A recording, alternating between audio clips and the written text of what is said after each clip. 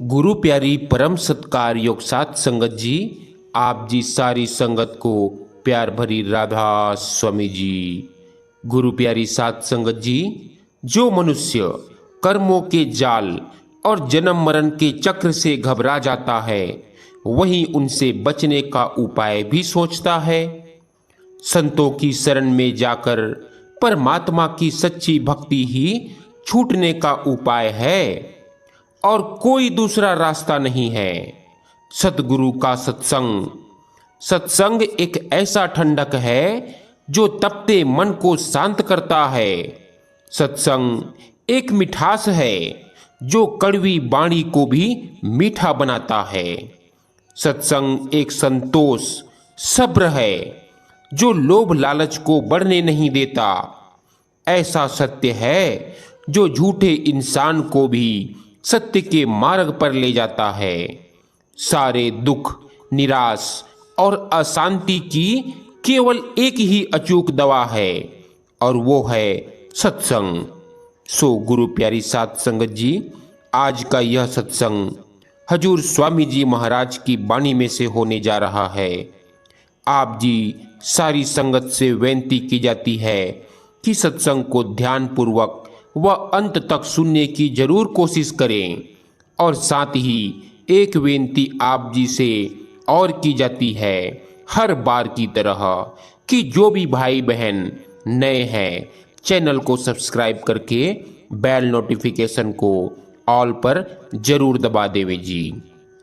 तो आइए अपने अपने गुरु महाराज को याद करके आज का यह सत्संग वीडियो आरंभ करते हैं। बाणी हजूर स्वामी जी महाराज। कर्म जो जो करेगा तू, वहीं फिर भोगना भरना। फरमाते हैं कि कलयुग में यही दुख की बात है कि लोग बुरे कर्म करते हैं परंतु भूल जाते हैं कि उनका फल भोगने से नहीं बच सकते। जो वस्तु लोटे में डाली जाएगी वही उसकी टोटी में से बाहर निकलेगी। यही कबीर साहिब कहते हैं, कहे कबीर ये कली है खोटी, जो रहे करब सो निकरे टोटी। मनुष्य के कर्म चाहे अच्छे हो या बुरे, उसे मन माया के देश में जकड़े रखते हैं।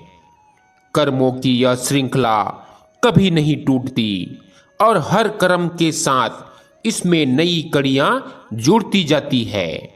इस प्रकार मनुष्य अपने ही द्वारा बनाए गए बंधनों से इस सुख दुख के संसार में बंधा रहता है। कबीर कहते हैं, आपे बरै कर्म की रसरी, आपन गर के फांसा।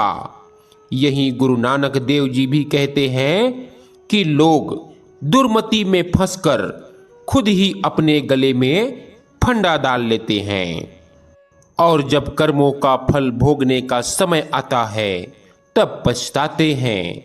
लेकिन किए हुए कर्मों का फल मिटाया नहीं जा सकता, उसे भोगना ही पड़ता है। दुर्मति फाथा फाहिए, फिरी फिरी पछताई, जमन मरण ना सूझई, किरत न मेटिया जाई।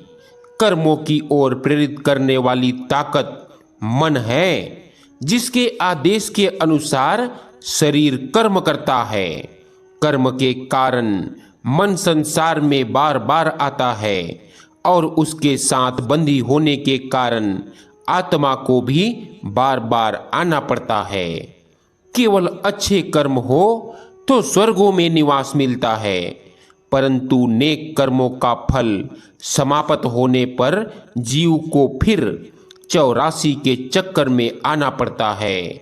अगर बुरे कर्म होते हैं तो उसे नरकों में कष्ट भोगना पड़ता है।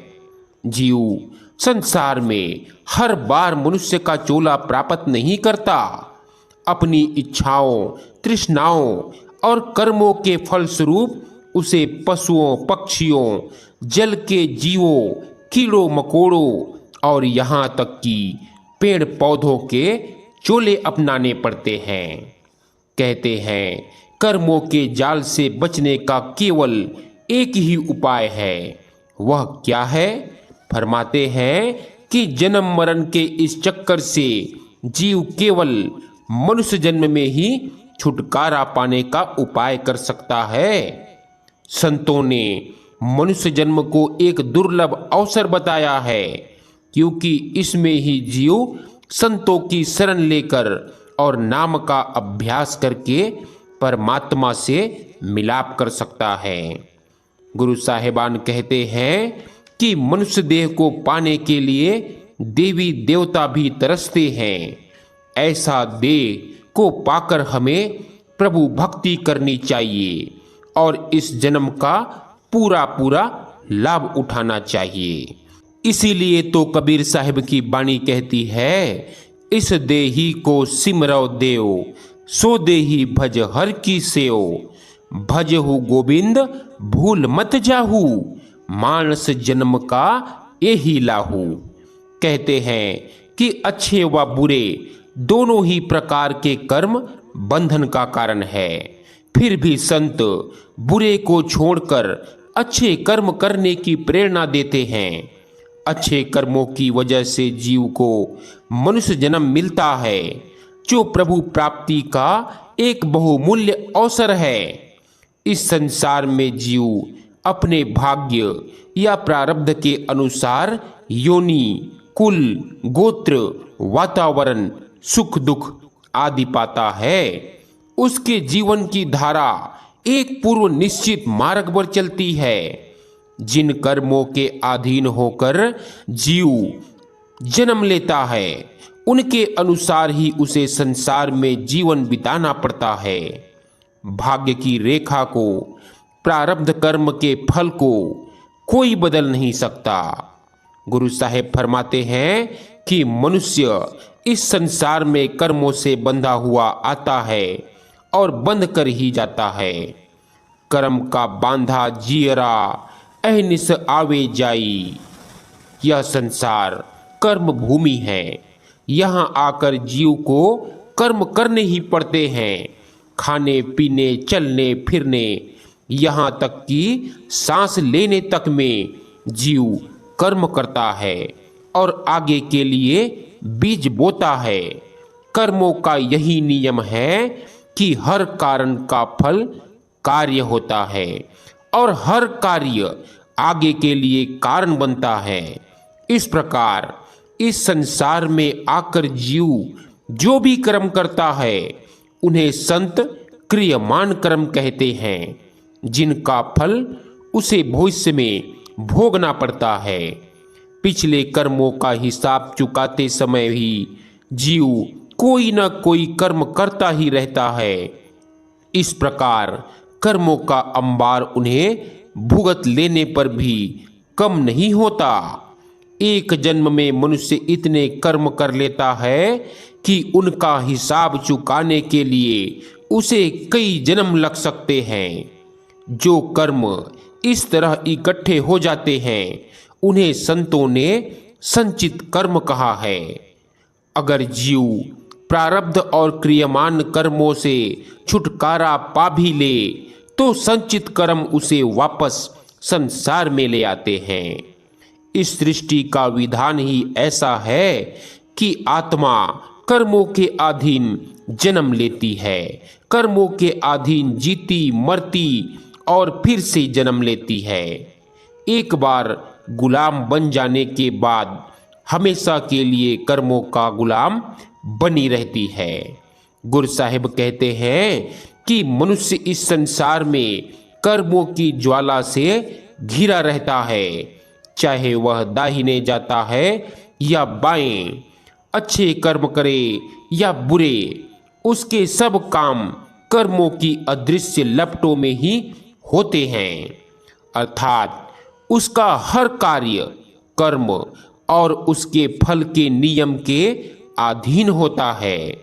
उसके पीछे संचित कर्मों की अग्नि है और भविष्य भी कर्मों की इसी दहकती ज्वाला के अंदर ही है। अब स्वामी जी महाराज कर्मों के जाल और जन्म मरण के बंधन से छुटकारे के विषय में फरमाते हुए कहते हैं कि एक तो हम मालिक की भक्ति ही नहीं करते, माया के धंधे में से ऐसो इशरत में से हमें फुर्सत ही नहीं मिलती।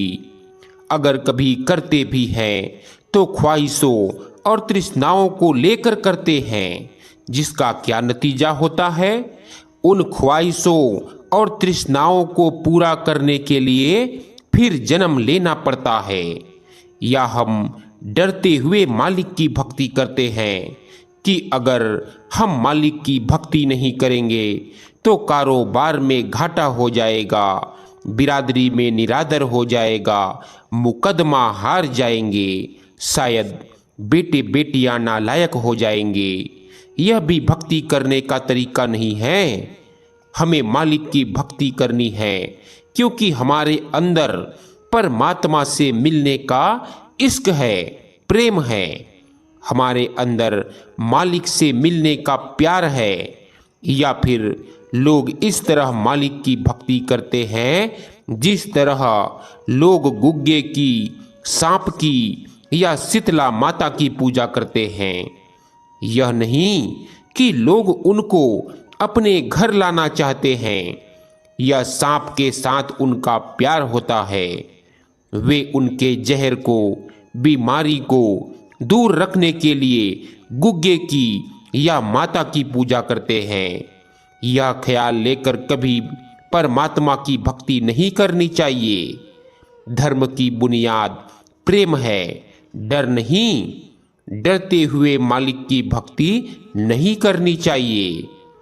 परमात्मा से मिलने के लिए मालिक की भक्ति करनी चाहिए। इसीलिए तो गुरु नानक साहिब कहते हैं, बाबा जग फाथा महाजाल। दुनिया के जीव बहुत बुरी तरह से काल के जाल में फंसे हुए हैं।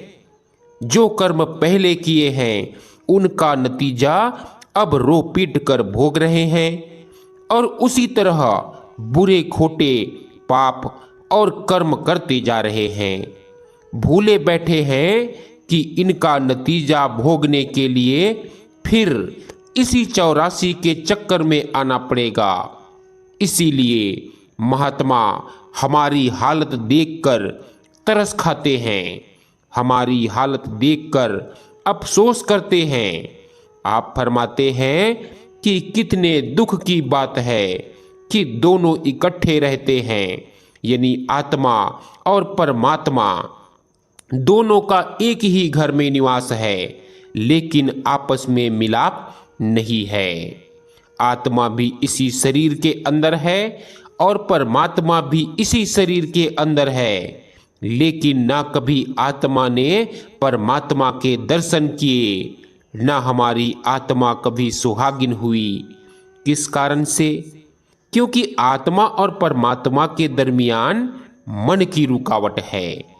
यह कौन सी चीज है जो माया के मोह में फंसी हुई है, माया के प्यार में फंसी हुई है? यह हमारा मन माया के मोह में फंसी, माया के प्यार में फंसा हुआ है। इसीलिए गुरु नानक साहिब कहते हैं, भाई मन जीते जग जीत। भाई अगर तू मन को जीत लेगा तो तू सारी दुनिया के बनाने वाले को जीत लेगा।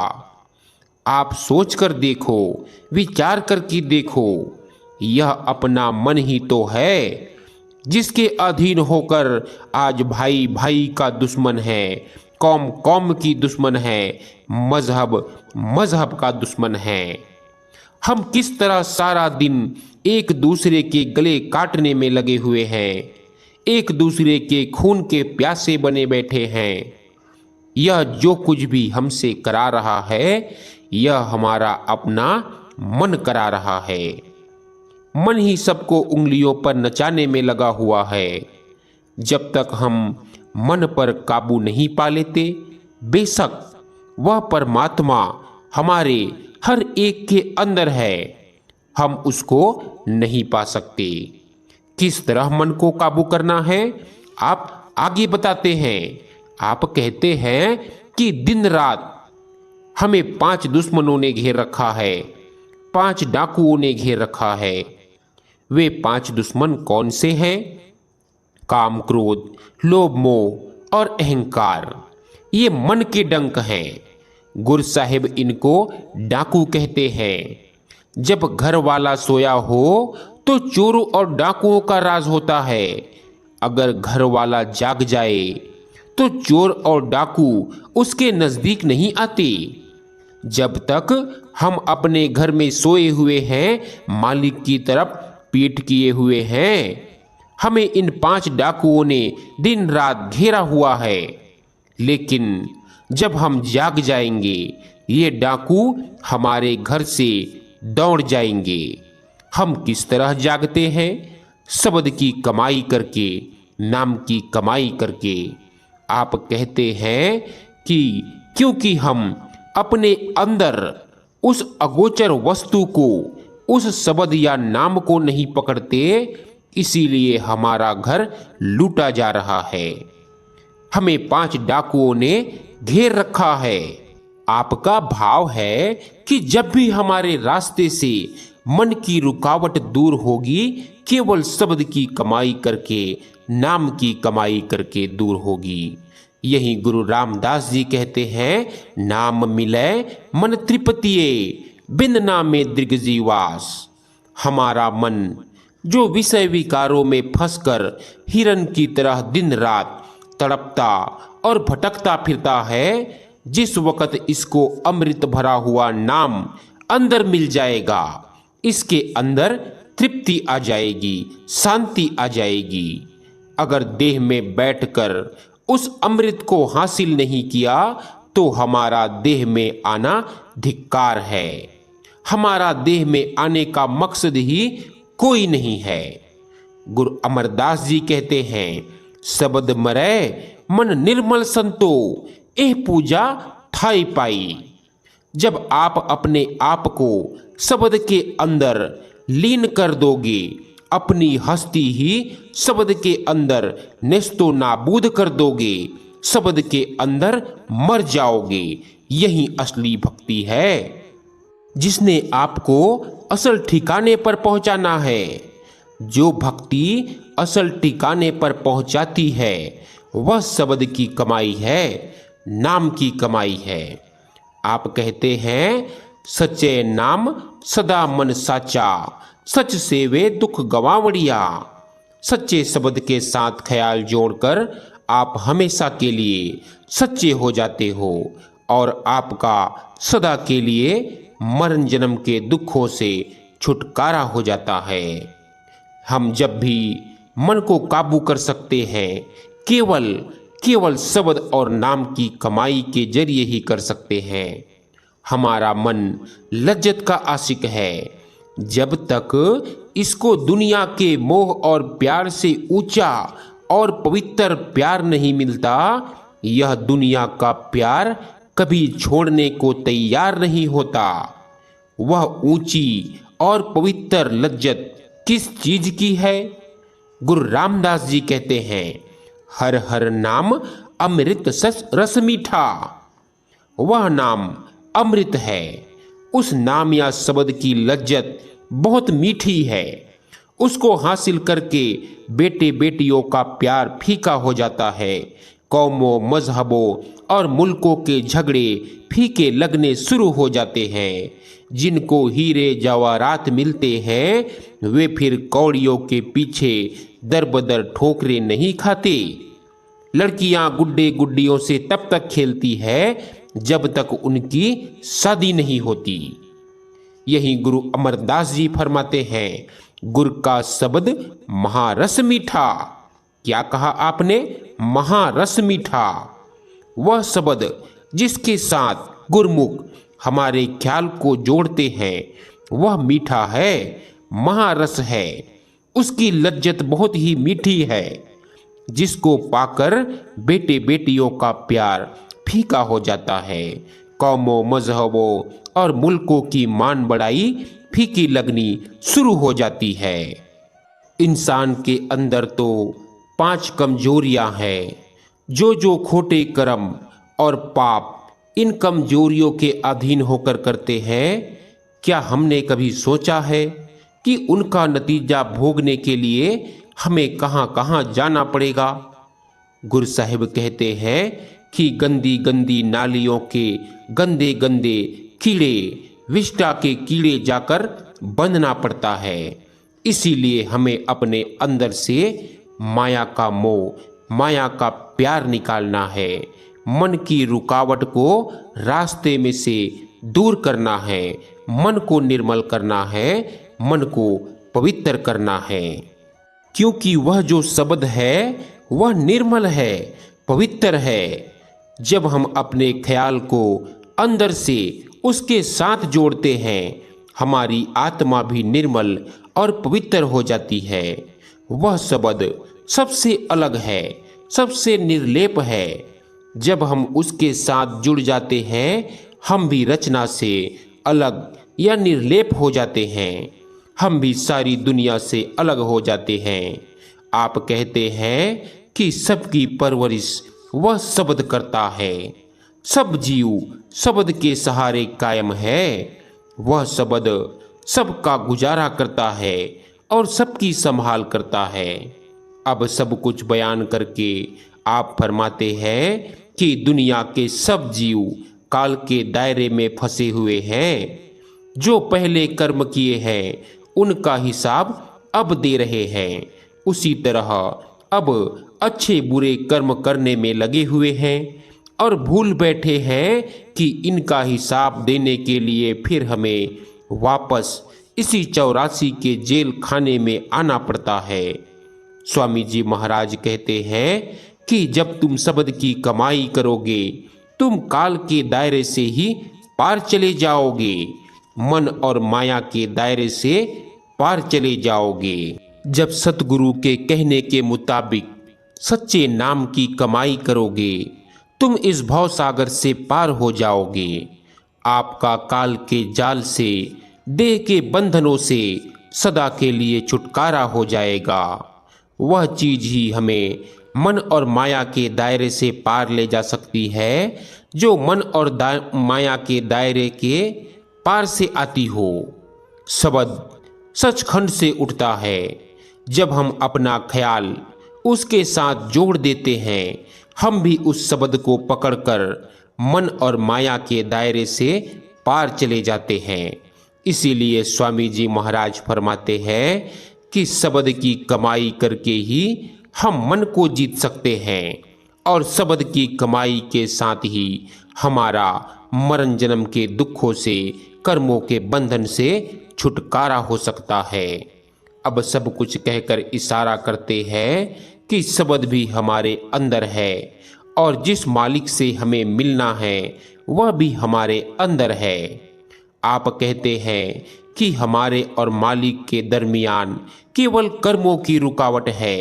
शब्द की कमाई से कर्मों के बंधन टूट जाते हैं और हम वापस जाकर शब्द यानी परमात्मा के सामने काबिल बन जाते हैं। आप कहते हैं कि शब्द की कमाई का रास्ता छोड़कर और किसी रास्ते पर चलना अज्ञानता भरा कर्म है। इस तरह के थोथे कर्म में से कभी किसी को ना तो कुछ प्राप्त हुआ है और ना ही हो सकता है। आपके कहने का मतलब है कि जब भी देह में आने का मकसद पूरा कर सकेंगे, जब भी आवागमन के बंधनों को तोड़कर कुल मालिक के साथ विशाल कर सकेंगे, केवल शब्द की कमाई करके, नाम की कमाई करके। इसीलिए आप यही नसीहत देते हैं कि अपने ख्याल को हर तरफ से निकालकर शब्द की कमाई में लगाना चाहिए, नाम की कमाई में लगाना चाहिए। कबीर साहिब एक छोटा सा दृष्टांत देते हुए बताते हैं कि जिस प्रकार कुम्हार घड़े को बनाकर उसे अपनी इच्छा अनुसार बाहर धूप में या पानी में रख सकता है, या चाहे तो घर के अंदर संभाल कर रख सकता है, चाहे वह उसे चोट लगा सकता है या टूटने से बचा सकता है, यह सब उसका अपना अधिकार है। इसी प्रकार मनुष्य को चाहिए कि उस बनाने वाले प्रभु की इच्छा पर अपना सब कुछ छोड़ दे और कोई शिकायत ना करे। ऐसा धैर्य और साहस प्राप्त करना सरल नहीं और ना ही संसार के सुख दुख को समतापूर्वक स्वीकार करना आसान है। शरण लेने अथवा प्रभु की मौज में अपने आप को छोड़ देने में मनुष्य का सबसे बड़ा बाधक उसका अहंकार है। मनुष्य हर बात में अपने आप को कर्ता समझकर राग द्वेष आदि में उलझा रहता है। समता भाव प्राप्त करने, अहंकार से छुटकारा पाने तथा बगैर नए कर्मों को बांधते हुए प्रारब्ध कर्मों को भुगतने का सामर्थ्य शब्द या नाम के अभ्यास द्वारा प्राप्त होता है। कबीर कहते हैं कि पिछले कर्मों का लेखा घट या बढ़ नहीं सकता। मनुष्य को चाहिए कि उनसे परेशान ना होकर संतों की सेवा यानी नाम के अभ्यास में मन को लगाकर अपने उद्धार का उपाय करें। सो गुरु प्यारी साध संगत जी, सत्संग, साखियाँ एवं आध्यात्मिकता के मार्ग से जुड़ने के लिए आपके अपने YouTube चैनल निस्वार्थ प्रेम सत्संग को सब्सक्राइब जरूर करें जी। साथ ही विनती की जाती है कि सत्संग वीडियो को अपने सत्संगी भाई बहनों के साथ शेयर भी जरूर करें ताकि उन्हें भी सत्संग का पूरा लाभ प्राप्त हो सके। आप जी से विनती है कि अगर आप फेसबुक यूज़ करते हैं तो हमें फेसबुक पर निस्वार्थ प्रेम सत्संग को फॉलो भी जरूर करें जी। राधा स्वामी जी।